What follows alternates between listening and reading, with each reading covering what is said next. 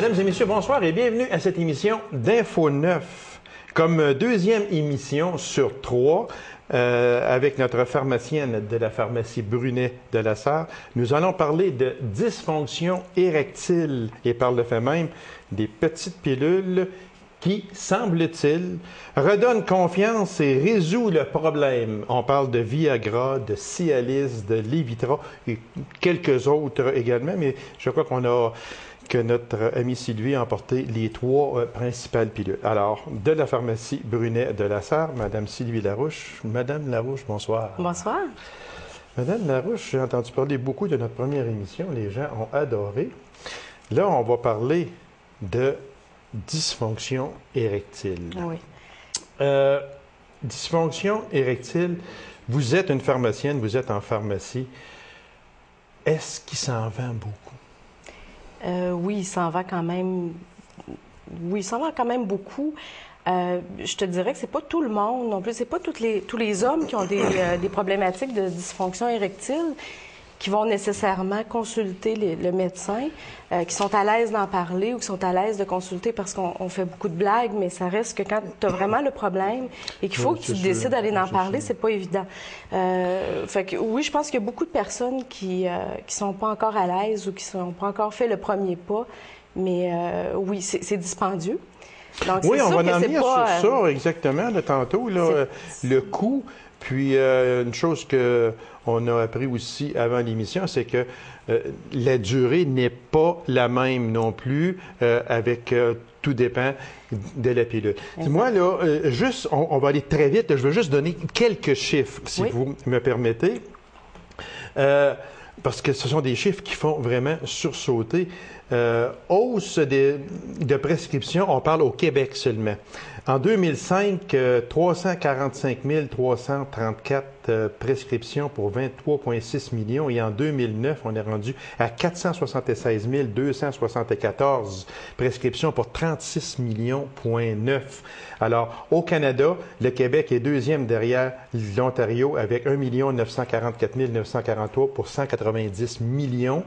Et la consommation en 2009 au Québec, si on parle des trois principales pilules que nous avons ici, on parle de Viagra, 239 148 pour 17,5 millions, Cialis, 193 201 prescriptions pour 15,9 millions, et le Levitra, 39 273 pour 2,9 millions.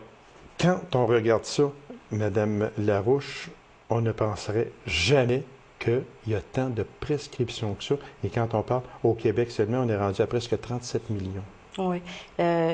Disons qu'une des causes aussi, c'est les maladies associées qui peuvent occasionner des problématiques au niveau du flux sanguin, au niveau du pénis. On parle entre autres du diabète, qui est une maladie qui est malheureusement un peu trop populaire. Puis c'est une des causes, entre autres, des problématiques érectiles. Est-ce que ça veut dire, Mme Larouche, qu'une personne qui fait du diabète, donc peut-être automatiquement a des problèmes érectiles ou peut avoir, disons, des problèmes érectiles, peut prendre de ces pilules-là?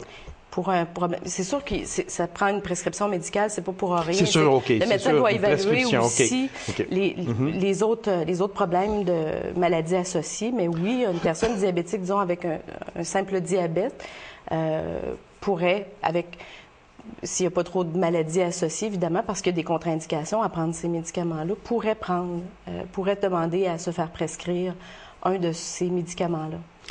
Moi, j'avais su déjà que ce soit, là, peu importe la marque, là, on parle de pilules, tout simplement.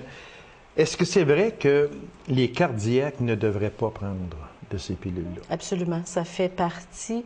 Il faut s'entendre aussi, c'est-à-dire que quelqu'un qui fait de la pression, qui est bien contrôlé, pourrait prendre ces médicaments-là. Par contre, les gens qui font de l'angine, qui ont déjà fait un ACV, qui ont des maladies cardiaques très sévères, ou qui prennent justement de la nitro sous quelque forme, de la nitroglycérine en spray, en patch, donc qui font de l'angine ou des problèmes d'arythmie, par exemple, ne peuvent pas. C'est une contre-indication à prendre ce médicament-là. Mais là, vous avez touché là, à un point, Madame Larouche, quand vous parlez de problèmes de pression. Est-ce que ça veut dire qu'une personne qui a des problèmes de pression ne peut pas prendre de Viagra? Ça, c'est sûr que... Parce que quand on dit, c'est toujours sur prescription. Donc, le médecin, à ce moment-là, s'il prescrit ce genre de pilule-là, il doit savoir si son patient contrôle sa pression. Absolument. Ou bien non. Absolument, parce que si on fait de l'hypotension, qui est une pression beaucoup plus, vraiment très basse, oui. ou de l'hypertension, qui est de la pression très haute, à ce moment-là, non, ce n'est pas indiqué de prendre les médicaments, tant et aussi longtemps qu'on n'a pas un bon contrôle de notre pression et que le médecin nous autorise, en fait, à le prescrire. On va aller avec ces 3 pilules-là. Fait que Mme Larouche, elle a emporté les, telles que l'on voit, les pilules, et puis la boîte lorsqu'elles sont en pharmacie. Alors, ici, on va parler de Cialis. Je vais juste montrer ça ici aux gens. Bon, OK, c'est ça. Alors, vous m'expliquez, le Cialis, c'est quoi? Oui. Celui-là, en fait, le médicament, le premier médicament qui est sorti, si vous me le permettez, c'est le Viagra. J'ai apporté seulement une force de chacun des médicaments parce qu'ils sont en plus qu'une force. Ah oui, ils sont en plus qu'une force? Oui, absolument. OK. On a vraiment là-dessus, par exemple, il y a vraiment, dans le Viagra, il y a 3 forces. Le Cialis et le Levitra, il y en a 2. OK. Quand on parle de force, est-ce qu'on parle de milligrammes? De milligrammes. OK, oui, c'est exactement beau. ça. Exactement ça. OK. Ça, c'est du Viagra qu'on monte. OK. Oui. Bon, expliquez-moi les 3 forces. Parfait. OK. Et ça fait quoi? OK. Dans le fond, c'est que la différence entre les 3 produits, c'est que ils ont un délai d'action, ils ont des petites composantes que je me suis amusée à décortiquer un petit peu. Oui. Le Viagra, entre autres choses, c'est un médicament qu'on doit prendre 1 heure avant une relation sexuelle et qui dure à peu près 4 heures environ dans le système. On s'entend, c'est qu'on n'est pas en érection pendant 4 heures.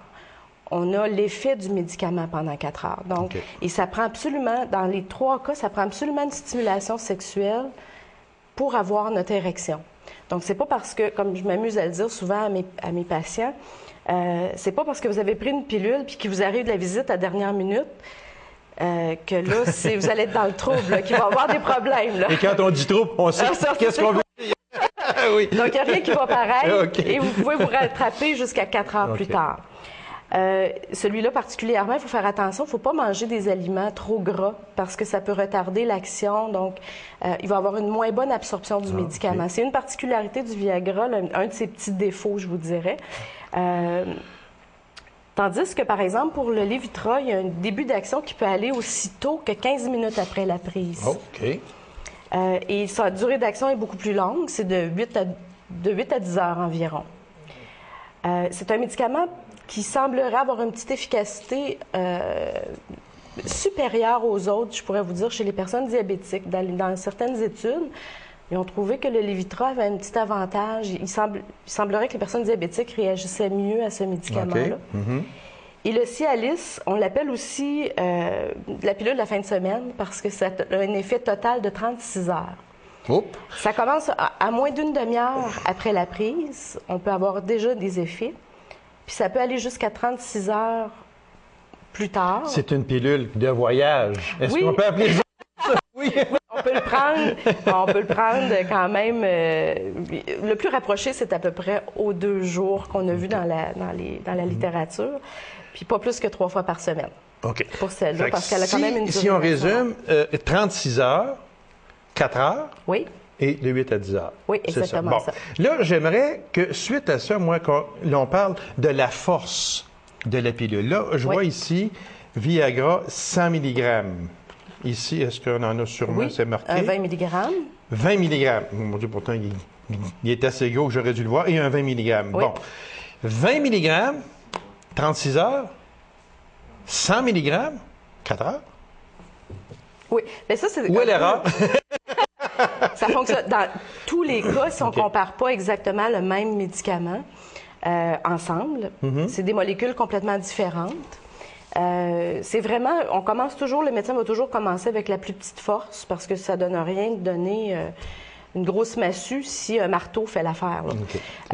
Donc, on va aller, celui-là, il y a 25, 50 et 100.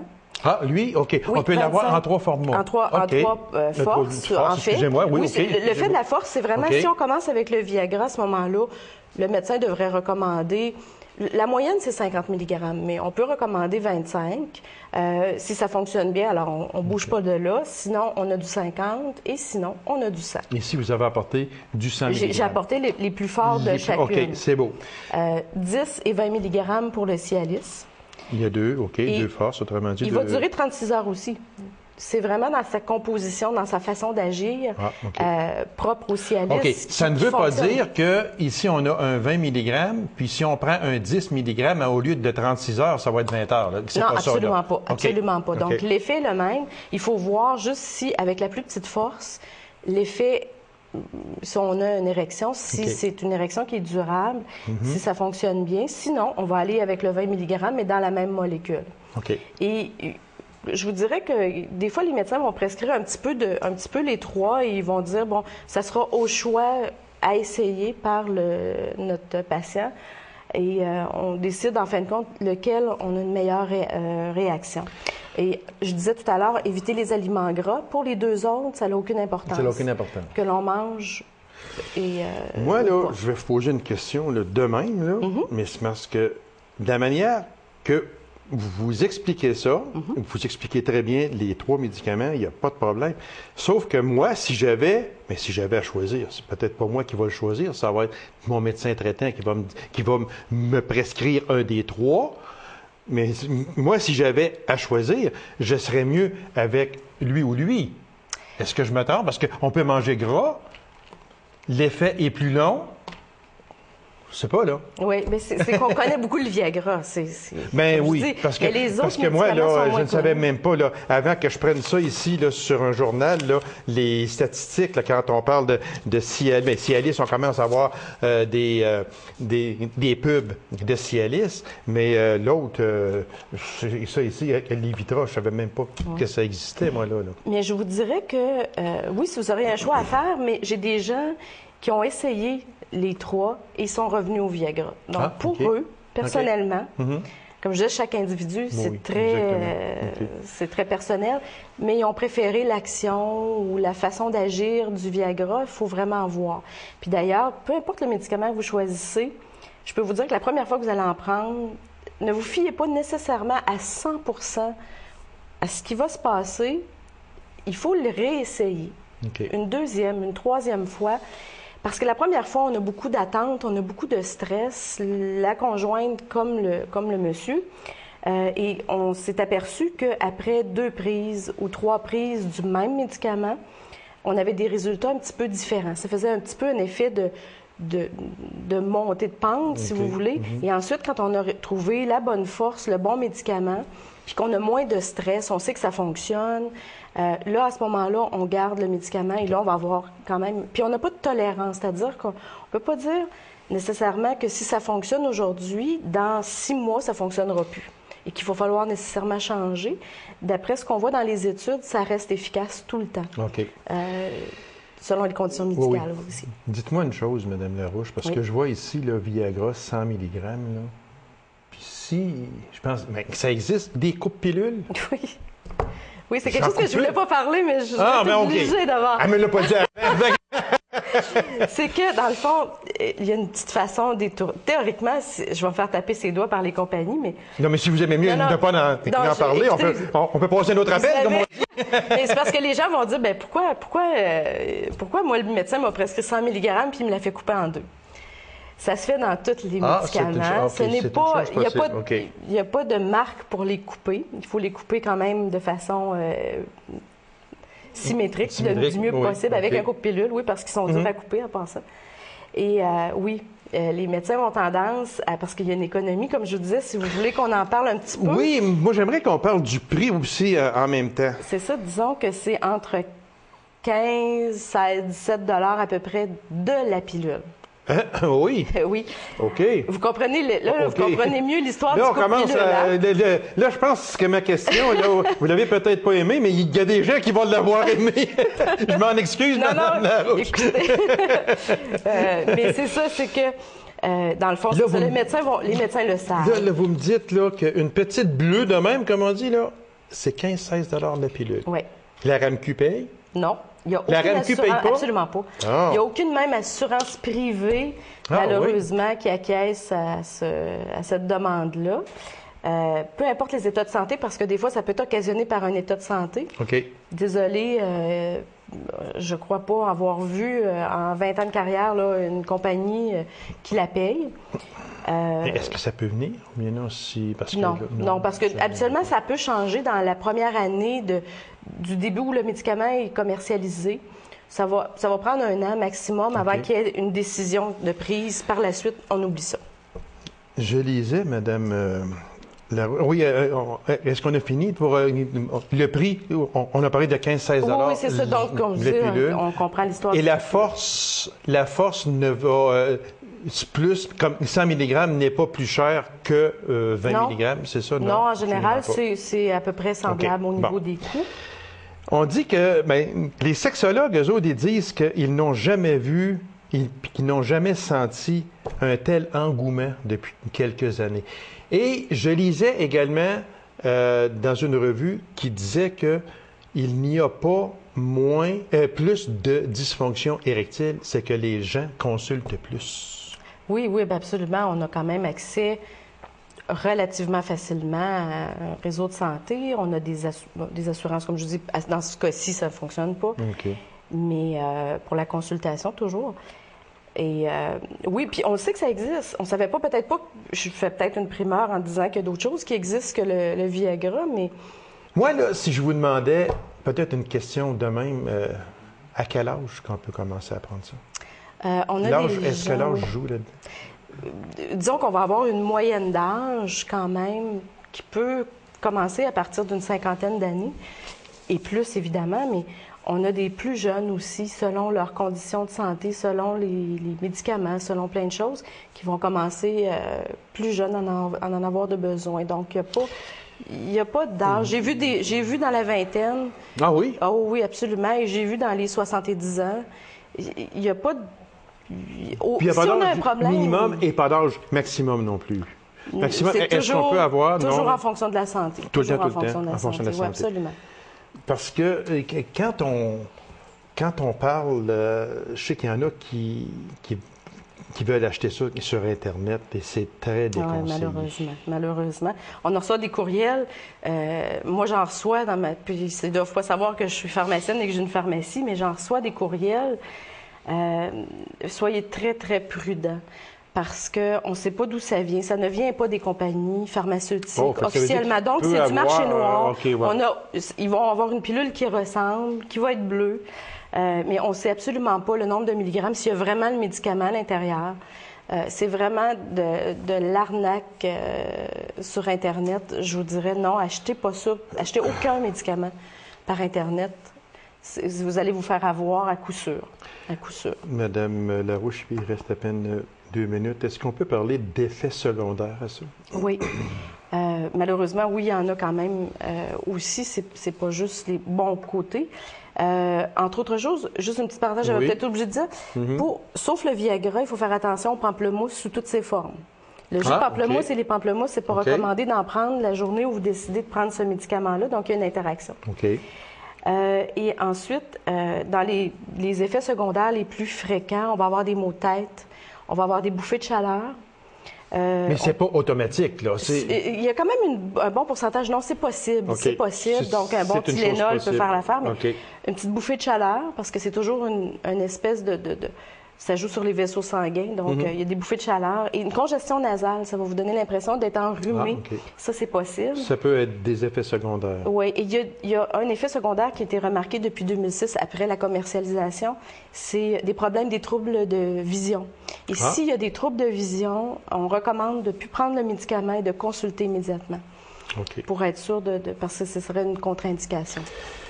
Il y en a d'autres qui existent aussi. On n'en a pas parlé directement, mais je sais il y a d'autres pilules également qui existent. On avait parlé de Muse, qui est un mini-suppositoire à introduire. Ça, c'est plus des choses invasives. Hein. Muse, c'est un mini-suppositoire qu'on met dans le bout du pénis. Et il y avait le Cavergex, qui était une injection qu'on faisait directement dans le pénis. Et là, dans ce cas-là, il y a vraiment une action immédiate et visible. Donc là, si vous avez de la visite, c'est vrai que vous êtes, c'est pas le temps d'avoir de la visite, absolument pas. Vous barrez vos pas. Exactement. Donc, il y a des effets secondaires qui sont peut-être minimes, mais seulement qu'il n'y a pas rien de spécial. Je veux dire, comme vous dites si bien, si on a un mal de tête, on va prendre une Tylenol, puis ça va... Ou s'il y a une érection qui dure plus que 4 heures, il faut consulter immédiatement à l'urgence. Oui, absolument. Bon. Madame Larouche, merci infiniment. C'était excessivement intéressant comme notre autre émission d'avant. Puis on se revoit dans une autre émission en avril ou au printemps qui s'en vient. On va parler d'allergies parce qu'il y a beaucoup de personnes qui sont allergiques au pollen, etc. Exactement. On va parler de ça dans notre prochaine émission. Merci, Madame Larouche. C'était très intéressant. Ça m'a fait plaisir. Une courte pause, mesdames et messieurs, et on va revenir. Restez là.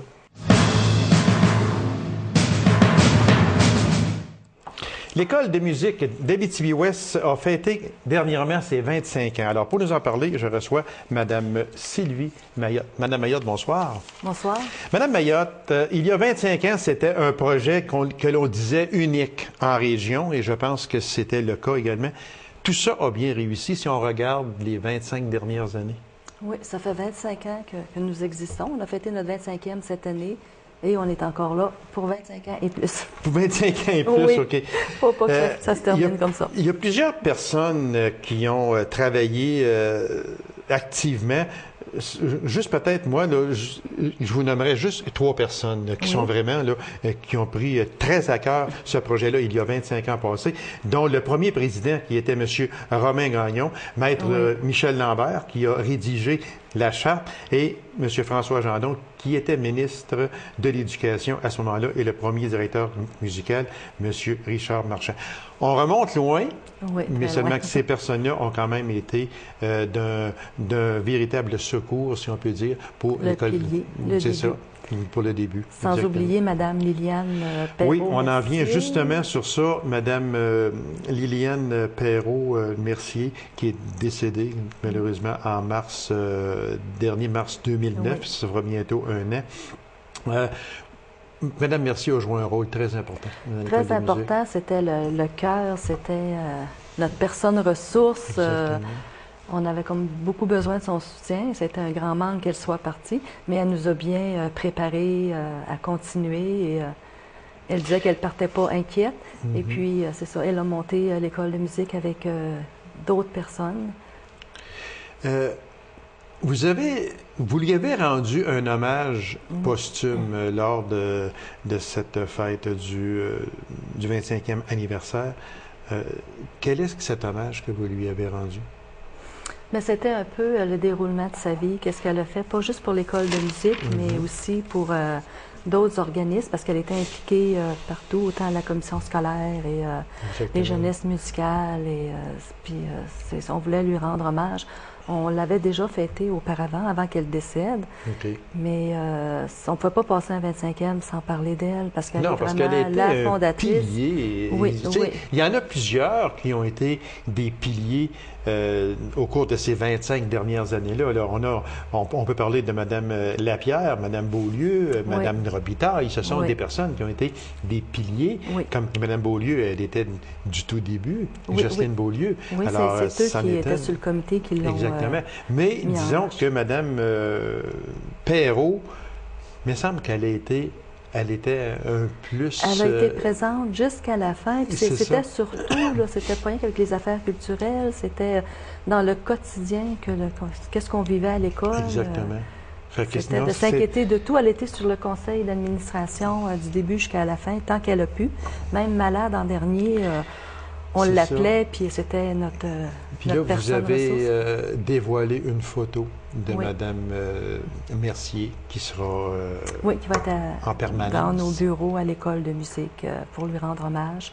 Parce que, tu sais, pour les jeunes à venir, Mme Liliane Perrault, ça ne lui dira pas grand-chose. Non, du tout. Puis la voit un peu. C'est vrai. C'était notre façon qu'elle soit présente et puis que c'est grâce à elle si on est rendu où ce qu'on est là. Oui, exactement. Oui.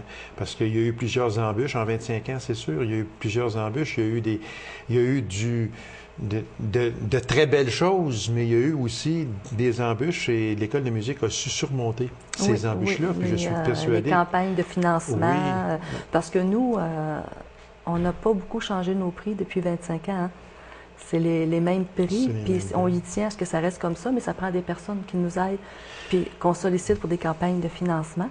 On a le ministère de la Culture et de la Condition féminine, dont je veux remercier, et la Cité étudiante Paulino, là, c'est grâce à eux. On est installés, et ils nous donnent les services et tout.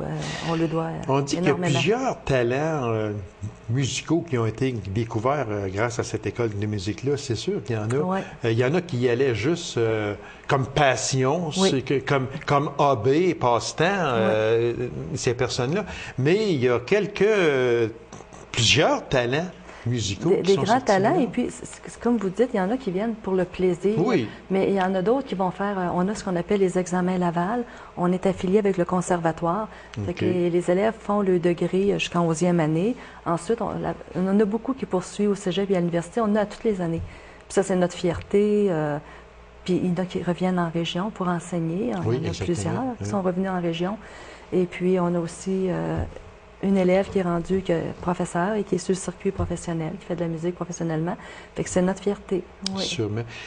Si on parlait d'âge moyen, c'est quoi l'âge moyen des élèves? On a beaucoup d'ados, mais on a beaucoup des tout-petits, à partir de 3 ans et demi. Ah oui? Et puis je vous dirais qu'en ce moment, notre grosse clientèle, c'est les tout-petits, aller jusqu'à une 12aine d'années.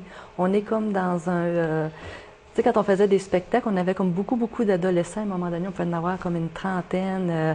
On montait des chorales. Mais là, on est, avec tous des tout petits, là, on est à rebâtir, qui vont être dans quelques années, nos belles ados qui sont partis, et adolescents, étudiants en musique ou dans d'autres choses. Il me semble qu'il y a eu un temps où, pour les jeunes, la musique, ça ne leur disait à peu près rien.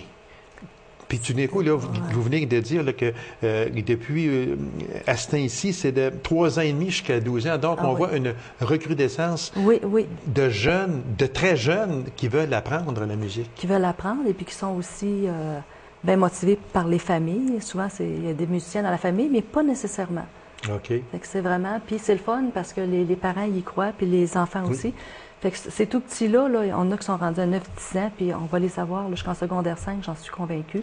Ça devient tellement important, c'est un beau hobby. Vous êtes subventionné par qui? Le ministère de la Culture et des Communications à la Condition féminine et la Commission scolaire du Lac-Abitibi. Et vous êtes affilié au ministère de l'Éducation? Oui, on a aussi des gens, des donateurs, des généreux donateurs. Qui sont importants. Oui, on a fait une campagne pour 5 ans, puis, quinquennale, et puis ils nous donnent pendant 5 ans ça. Oui. Donc, l'École de musique, comme vous le disiez si bien en entrée d'émission, a 25 ans et elle est sûrement en place pour un autre 25 ans. On va se rendre au demi-siècle à ce moment-là. Oui. J'en suis persuadé. Oh, oui, je suis convaincue. Alors, Madame Mayotte, merci infiniment de votre présence à cette émission-là et puis continuez votre excellent travail. Puis la musique, c'est le cœur et l'âme de chaque personne. Merci beaucoup. C'est moi qui vous remercie. Alors, mesdames et messieurs, merci d'avoir été là et on se donne rendez-vous à une prochaine émission d'Info 9.